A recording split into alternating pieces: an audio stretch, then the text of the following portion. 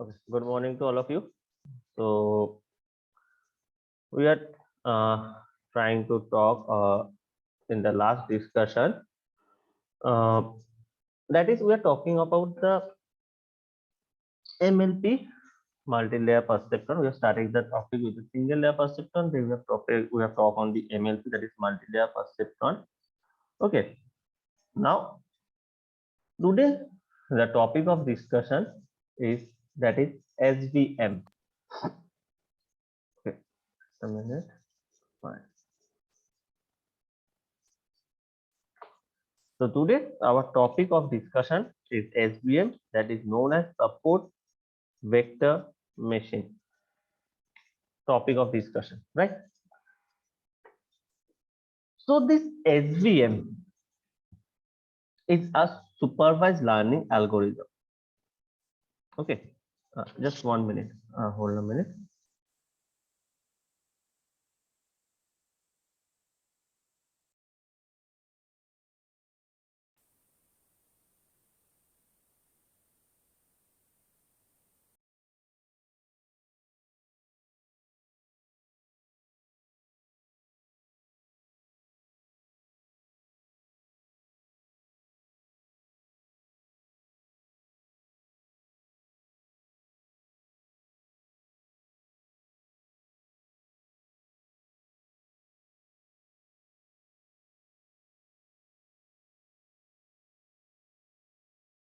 Okay, so this SVM or the support vector machine is known as a supervised machine learning algorithm.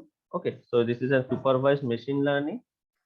So the supervised machine learning, this is used for classification as well as regression problems. So through this SVM, through the support vector machine, we can do the classification as well as regression. So two things can be done with one thing, that is the classification, and second one also the regression. So two things can be done through this support vector machine, supervised machine learning, that is the classification and regression. So this classification, it is used for machine learning. We know that the classification problem, through this we can do that. The target of this LBS SVM algorithm. So why we are trying to use this SVM algorithm? The goal of this SVM algorithm is to create a baseline or a decision boundary that can segregate a different that can segregate a space into the classes, make a cluster, so that if a new data points come, by visualizing, by putting some analyzation on that data, we can put into the cluster, right? So the goal or the achieve or the target of this SVM, we can say, so goal of SVM, we can say that is to create a baseline, or we can say that create a decision boundary, is to create a baseline or a decision boundary, so that we can achieve, so that we can create a cluster, so that a cluster of classes can be created. So why to do that? Because suppose after we are doing that, we are doing through this SVM. So if a new point, if a new data point comes in the scenario, so that we can easily check that and we can put that into the cluster. We can put that into the cluster. So base decision, this is the term where they think base decision is the boundary that is called a hyperplane. The base decision of the boundary is known as hyperplane. So SVM, the support vector machine, has or choose some extreme points of vectors that is creating this hyperplane, right? So this hyperplane is known as the best decision boundary, and it is through some support vectors, the data, through some support vectors data, we can create it or we can consider it, right? So if I draw a particular data set, if I particular try to draw a diagram or graphically, we can represent that. So how the things looks like graphically. Okay, So it is looks like something. This is our plane. Suppose x1 and x2. Now suppose this is our maximum margin plane. So suppose consider it maximum margin hyperplane. This is my maximum margin hyperplane, and depending with that, okay, depending with that, fine, okay.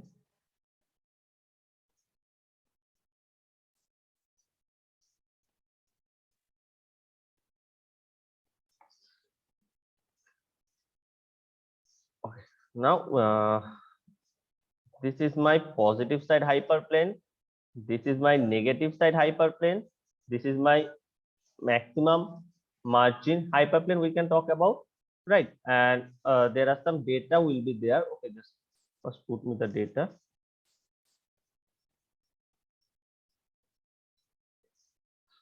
And similar to something like this type of data are present here also. Okay, so what are the terms for each of these terms? Okay, these are known as the support vectors. These are known as the support vectors. This is my positive side hyperplane.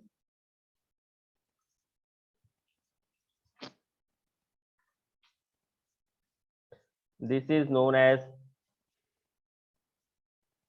negative side hyperplane, and this is known as maximum margin hyperplane.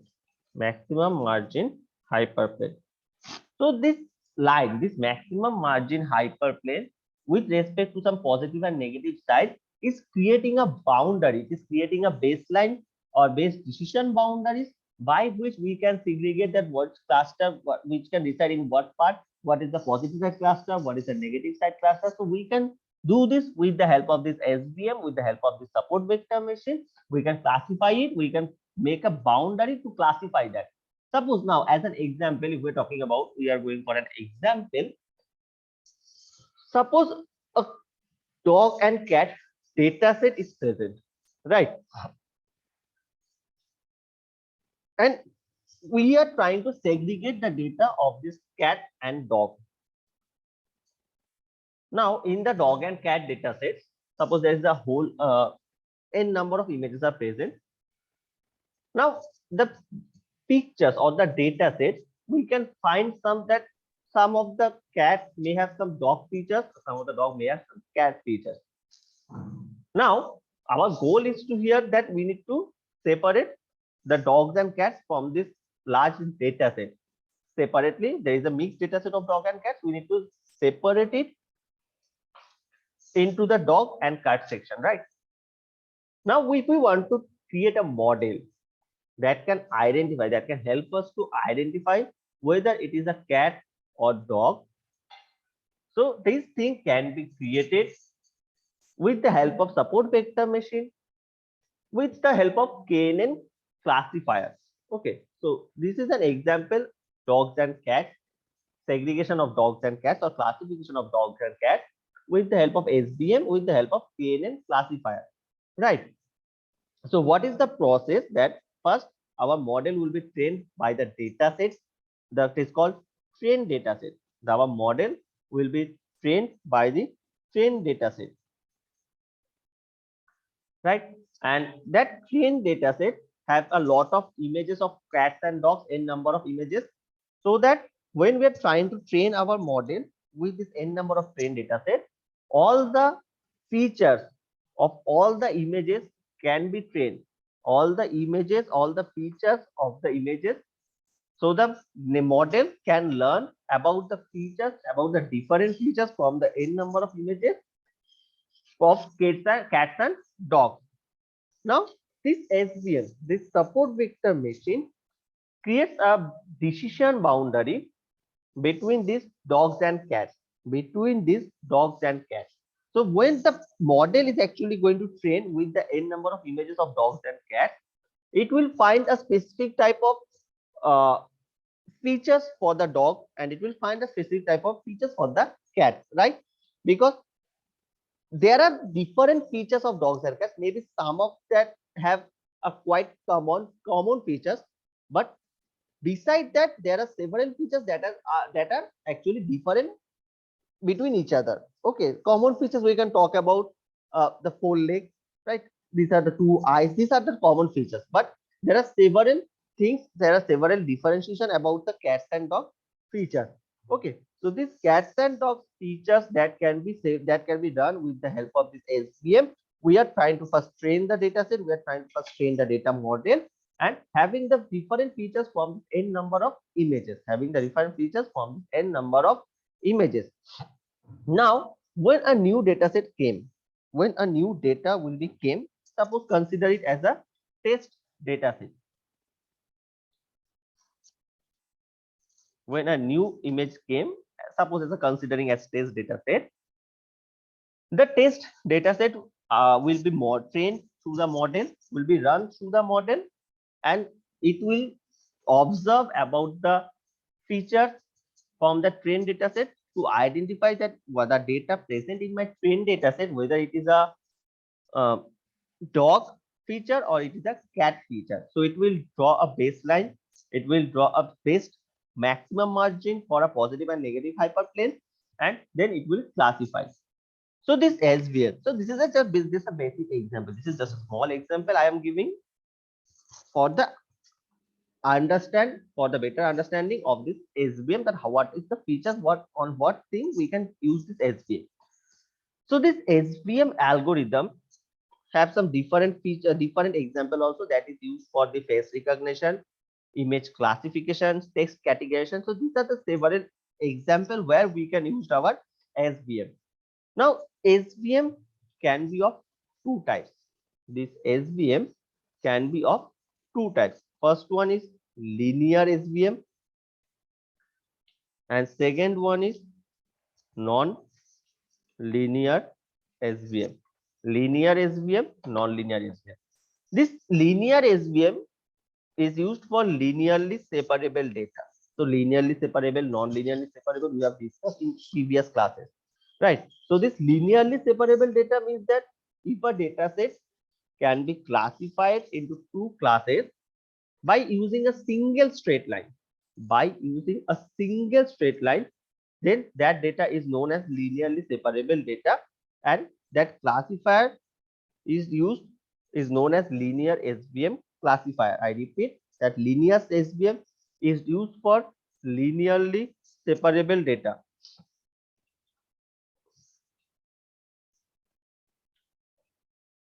And linearly separable data, what is that? That when we can classify the data set into two classes by using only a single straight line, then such data is known as linearly separable data, and the classifier is known as linear SVM classifier. And in the case of non-linear SVM, that it is a non-linearly separable data, that it cannot be classified by using a single straight line. So it is non-linearly separable data that cannot be separated by a single straight line. So these two type of basic SVM, they are linear SVM and non-linear SVM. Now this, while we have while there is the diagram that is present, there is the term that is called hyperplane. One term that is present, that is called hyperplane, and another term there is called the support vectors. Hyperplane and the support vectors. So what is the role? What is this hyperplane and support vectors in the case of SVM algorithm? In the case of this support vector machine algorithm. First, talking about this hyperplane.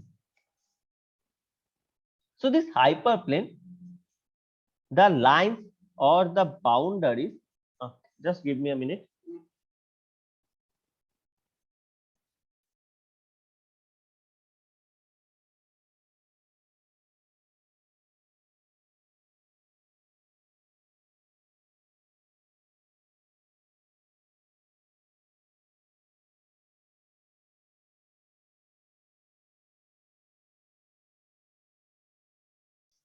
Okay.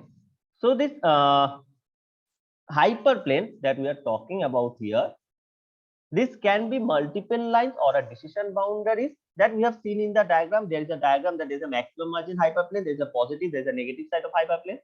These can be multiple lines and decision boundaries to segregate the classes into n-dimensional space. To segregate the classes into n-dimensional space. But before that, we need to find out the best decision boundary that helps us to classify the data point. This best decision boundary is known as the hyperplane of SVM. So I have write down the base decision boundary. This is my single point.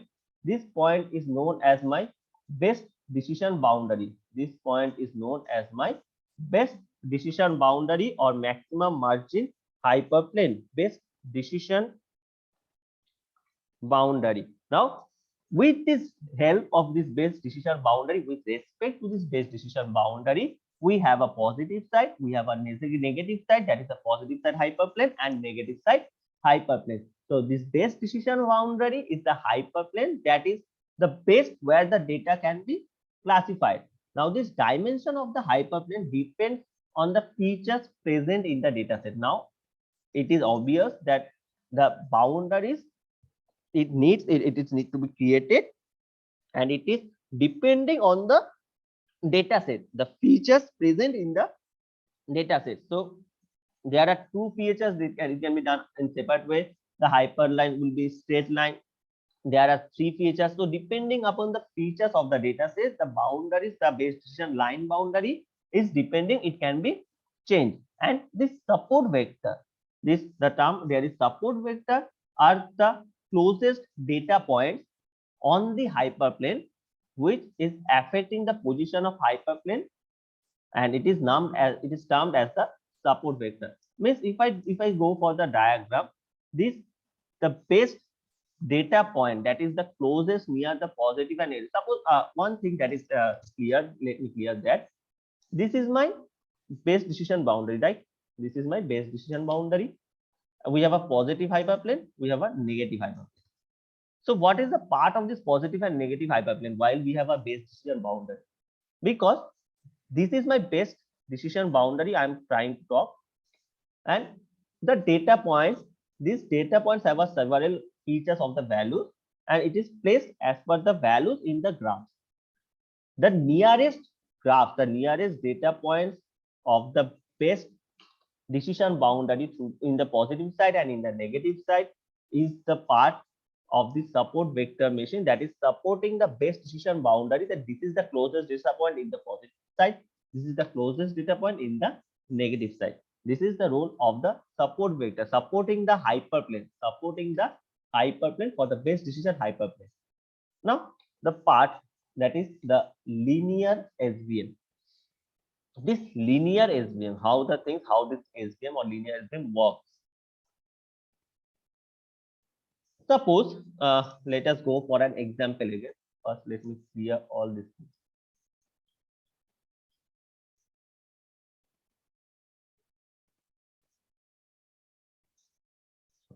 First thing is that linear SVM. This linear SVM, the work or how the linear SVM works, to understand that we are going for an example. We are going for a simple example. First, what is about linear SVM? That by a single line we can separate the data, that is known as linearly separable data. So suppose we have a data set of two types, right? There are two types of data set where I am trying to consider it as a color data set. Suppose one is for green, second one is for data. Two type of data sets are present in linear SVM, green and blue. I write the data mistakenly. That is green and blue. These two type of data sets are present. We want to find out the linear or we want to segregate this data into the green and blue using some SVM into the linear separable by linear SVM, right? So we want a classifier that can classify this pair of colors. We can classify this different colors. So suppose a plane obviously will be there. Fine. This plane, by this plane, we are going to put the values. We are going to check the value.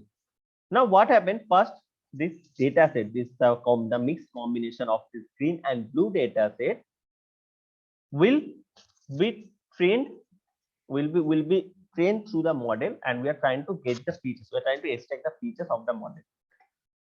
These features, extraction of the features, and these features will help us, will going to lead us for the classification of this green and blue data set. So we can easily separate these classes, but there can be multiple lines that can separate these classes, right? There can be multiple lines, but this separates classes. So first, let me suppose after extracting the features, after the data set was trained through the model of an SVM model, actually, there are several data points we have achieved. There are several data points we have get, right? Consider it, suppose here, here, here, here.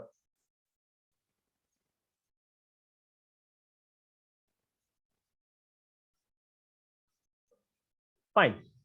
So suppose consider this, these are my green part. This is my blue part. Now, what linear SVM says? Linear SVM says that by only a single line, we can separate the data, right? So we can consider that we have, after extraction of the features, we are finding out the features of green is on the right side, the features of blue in the left side. Now we want to draw a linear line, a single baseline that will helping us to divide the data, that is helping us to divide the data. So the line, the single line we are talking about, it can be something like this, right? Where the data will be opposite side of the line. The green will be always on the opposite side and blue will be on the opposite side, nothing on the line. There is no data point on the line. So this can be a line. Whether this can also be a line, because it is also a single line that is separating these two data. This can be a single line that is also separating the data. So we can say, the thing is, that point that I'm talking about, trying to explain, that the boundary, the decision boundary, it can be of multiple lines. And the lines, the criteria is that the data point should be on either side, nothing on the top of the line, nothing on the top of the line. So this SVM algorithm tries to help us to for the baseline or best decision boundary. The best decision boundary or the region is called as hyperplane. So depending upon the performer who is actually performing, who is working it with the SVM, it can be this, any of this line is the best line depending upon the person who is working on it, because now as per the criteria, no points, no data points value would be on the line. So it can also be the best line, it can be the baseline, it can also be the baseline, and whether it can also be the baseline, anyone. So this is a single, but the point is that there will be only a single line, nothing that all the lines will be there, only a single line that will help us to extract the features and put the values into two different sides. That is the part of this linear SVM, and this known as the distance between the vector and the hyperplane. These points, whatever the data points are, these points known as the support vectors, and the distance between the support vectors and the hyperplane is known as margin. So we can easily calculate each of the margin with respect to each of the points. So distance, suppose consider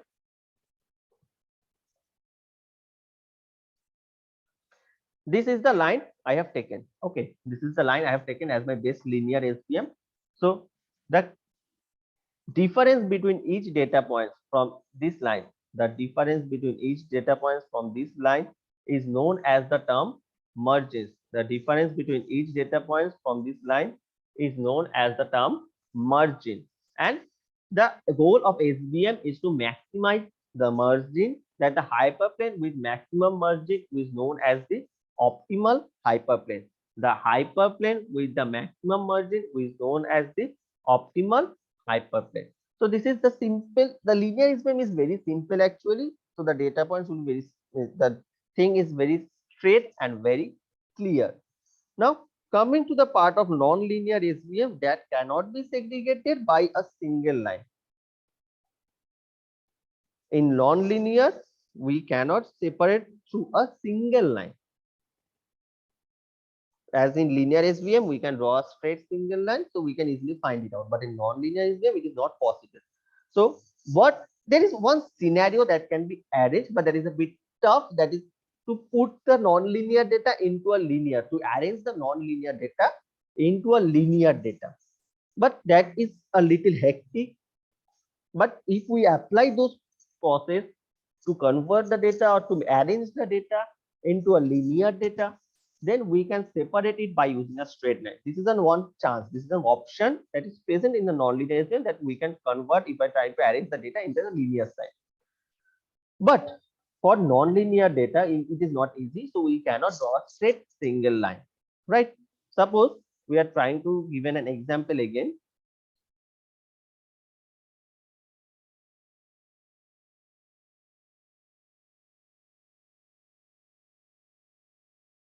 Again, I am trying to draw a particular diagram first.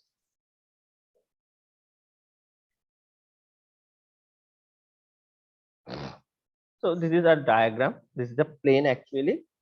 And suppose there are several types of data. Consider this type of data are present across all the places.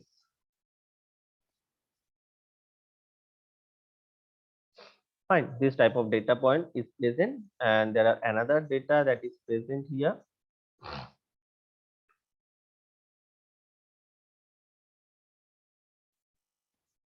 Okay, this type of data. These two type of data points are present.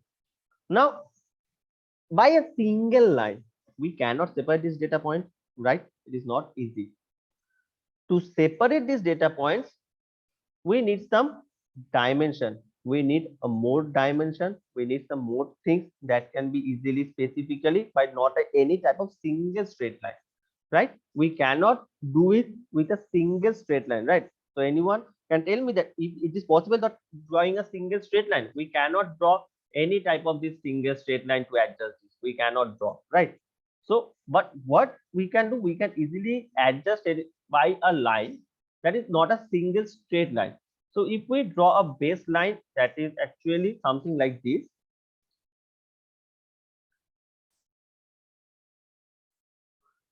this can be, we can say by this particular circular line, we can classify this data, but not a single straight line. It is not a single straight line, right? So this in non-linear SVM, we cannot function as it, we cannot get the values, we cannot found the line with a single straight line, but we can find, we can try to do some any other type of points. We can draw a particular another type of to get this or to separate this data. So it may be a circle, it may be a square, it may be a triangle, it is depending on anything, right? But not a single straight line. So this is the difference between the linear and non-linear data. The, yeah, for this particular graph, graph, I can say that this is my best hyperplane. This is my best hyperplane. Okay. So this is just the basic scenario of linear SVM and non-linear SVM actually by a simple example I'm trying to explain. Now the kernels or the SVM kernel, support vector machine kernel. Kernel, the term that is present in our Linux also. In the case of Linux, we have studied this kernel. The kernel means at the heart of the thing, heart of the system. So this SVM, the algorithm we are trying that is implemented and the transform to kernel into the data space for the required form, right? So this SVM kernel, there are several types of SVM kernel. One of the major important or known is that linear kernel. That linear SVM kernel, what is the important term or that is helping us to measure or identifying the data. Linear SVM kernel. Okay. So this linear SVM kernel, it can use as a dot product. It can be used as a dot product for the observation between 2 points. For the observation between 2 points. So suppose there are two type of vector data points. Support vector actually means the data point, suppose x and xi. And to get the value, we can use a dot point to get the observation between the data points. So just the thing is not like that. Next, we have talked about this supervised machine learning and the process, several process that is present in my supervised machine learning through the SVM. There is another part that is known as unsupervised machine learning. We have talked about the supervised machine learning a lot. Now there is another part that is unsupervised machine learning. Then in this part, in the part of this unsupervised machine learning, as per the name, we can say that is a technique where those supervision is done. In supervised, there is someone who can supervise us, who can guide us. But in case of unsupervised machine learning, the models are not supervised by any training data set. There is no data set called as training data set. So if there is a data set, that data set is directly a test data set from where the model itself tries to find out the possible way to classifying the data. Right. So this unsupervised machine learning we can talk about is a type of machine learning in which models are trained using some unlabeled data set and allowed to act on that data without any type of supervision. Without any type of supervision. So we can say that this unsupervised machine learning is almost like our human brain, where in some particular scenario, in some particular problem that we are facing in our life, we need to think it, we need to find a way to get out of it. Okay, no one is there is for supervised us, no one there is helping us to get at that particular problem. So this is a part of the human brain. The human brain is consisted of both supervised and unsupervised. Okay, because some of the things we have learned from the childhood, seeing it, learn it from some other person, but and some of the things when we are while we are growing up, we are facing some problem and we are trying to find an solution by our own.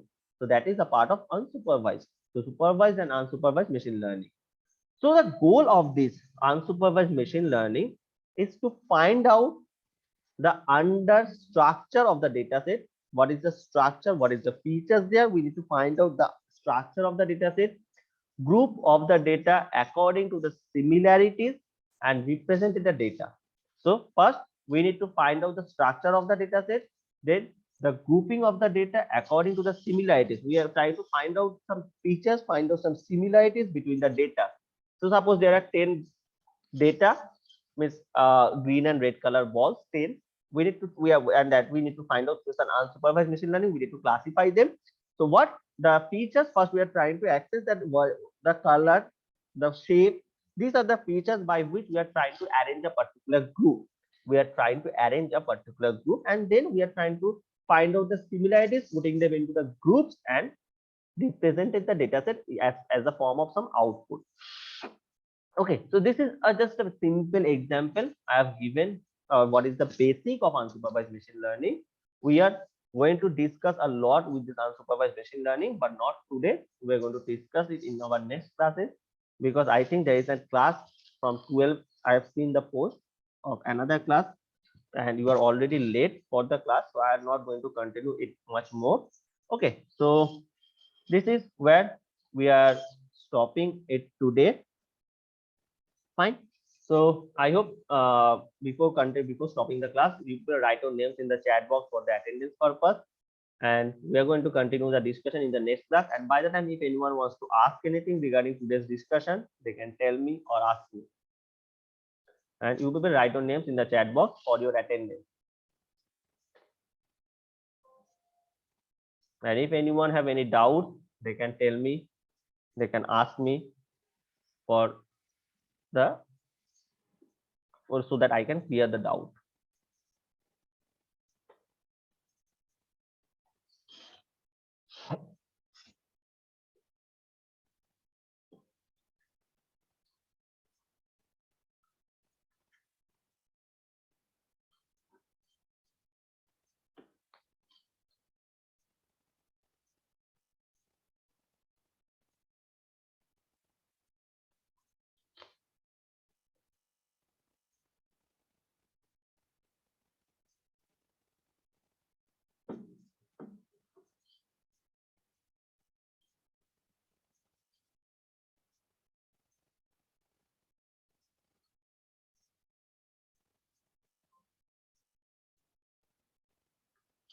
Fine. So I think all of you have write your names in the chat box for the attendance.